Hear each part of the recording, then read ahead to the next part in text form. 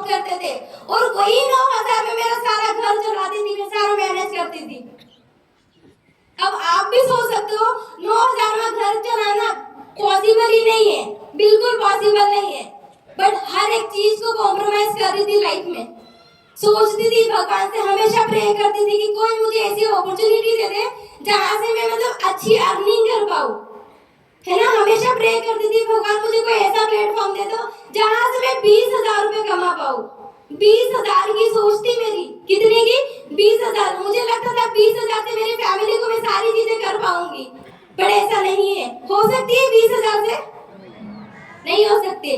तो ऐसे ही मैंने 20,000 की सोच से काम को स्टार्ट किया था, ठीक है, फॉरएवर को स्टार्ट किया। इतनी बड़ी सोच नहीं थी, यही सोच थी कि अगर ये प्लेटफॉर्म को स्टार्ट करती हूँ घर पे बैठ के, ज्यादा नहीं 10-15 हजार तो कमा ही लूंगी, इतनी सोच थी। 10-15 हजार तो कमा लूंगी। दिन उसके बाद ट्रेनिंग्स ली, ज्वाइनिंग की। ट्रेनिंग के बाद और 3 दिन का प्रोसेस होता है, आप सभी को पता है। वही ट्रेनिंग की प्रोसेस करते करते करते 2cc की बात आई।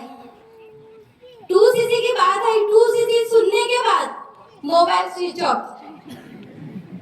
होता है, या तो फिर ये होता है सीनियर्स के कॉल उठाना बंद, है ना, या तो ब्लॉक कर देना। ये सारी चीजें मैंने भी की थी।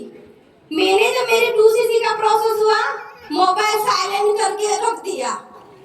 2 दिन 3 दिन मेरे सीनियर्स के मुझे कॉल भी आए, मैसेज भी आए, अननोन नंबर से कॉल भी आए। डर गई थी, अननोन नंबर से कॉल आज तक मुझे आते थे, अननोन नंबर से कॉल आ रहा है, नहीं कहीं मैम का कॉल तो नहीं है, ये केवल सर का कॉल तो नहीं है, नहीं उठाना है।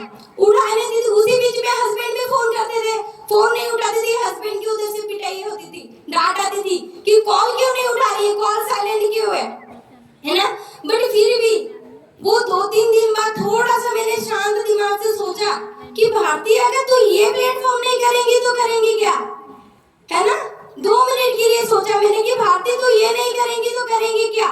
देन मैंने उस टाइम पे सोचा कि नहीं, अब करना है तो यही प्लेटफॉर्म करना है, क्योंकि फैमिली परमिशन नहीं देंगी जॉब करने के लिए, बाहर जाने के लिए, है ना।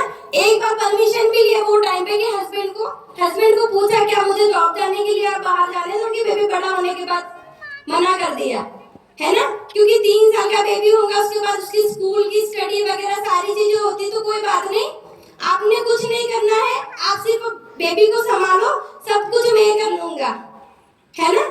ये पॉइंट आता था कि कुछ नहीं करना है, सब कुछ हम कर लेंगे, सिर्फ आपने फैमिली को संभालो, बेबी को संभालो, बस बात खत्म। पर लाइफ में कॉम्प्रोमाइज कौन कर रहा था? मैं। अगर मेरी फैमिली की